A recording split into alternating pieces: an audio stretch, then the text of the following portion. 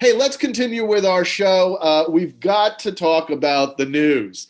So, Russian oligarch Roman Abramovich, who owns the Chelsea club, has had all of his assets, including the club, frozen.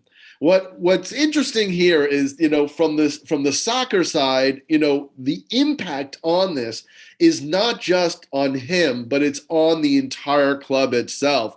So Chelsea now has to operate under special license. The season ticket holders can attend games, but fans can't buy new tickets. So if you don't have a season ticket, you're not coming to the games this season. The transfer ban is now in place. They can't negotiate any new contracts. There is no merchandise sale. The merchandise store is closed at the Chelsea Arena. Three partners have already suspended partnerships. Team trips outside of the UK are extremely difficult. And Abramovich has already said that he's willing to sell the club and the profits will go to the Ukrainian victims of the war. But any sale must go through the UK government for approval, further complicating the sale. This is a real, what are you thinking about this? Because this is just so impactful on the entire soccer stage around the world. It is tricky, and it's really sad what's going on in Ukraine. And what's going to happen to this club? Are they going to be able to pay their employees, players, and people in the front office, because the owner was putting a lot of money into this team to be successful, and now that he decided to step down on his own because of all the allegation against him, we can start thinking now, like, are they going to be able to survive this if the club doesn't sell? So it's really really difficult situation for the people in charge in the club, for the players, for the fans. So it's something to monitor over the next few weeks and few months as that war is going on in Ukraine. It's not the news you wanted to start the year. So I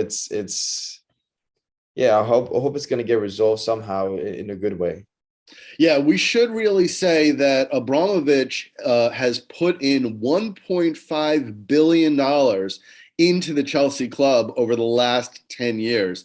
That's quite an incredible amount of money. And whoever's going to now buy this club, to keep Chelsea in the top tier like that, it's going to be a very big challenge for them. And it has to be negotiated with the UK government.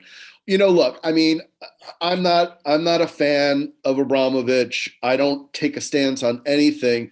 I do commend him, though, for at the very, very start, as soon as that war started, he said he was stepping down from the board, and he said that he was putting the club up for sale.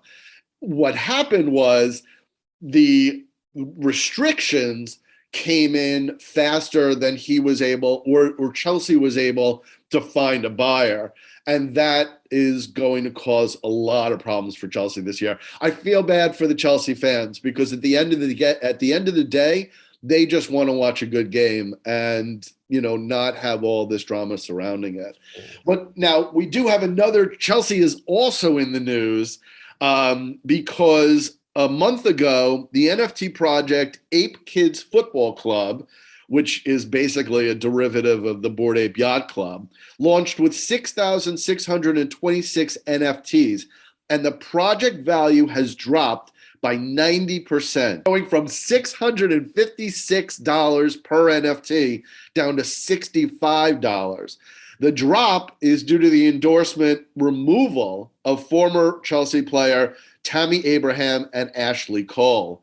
There were no other details provided. We're not sure if this is a disagreement between the NFT project originators and the Chelsea stars, or if there's something going on behind the scenes. But again, we feel bad for anybody who aped into the Ape Kids Football Club, because now that value has completely dropped in value.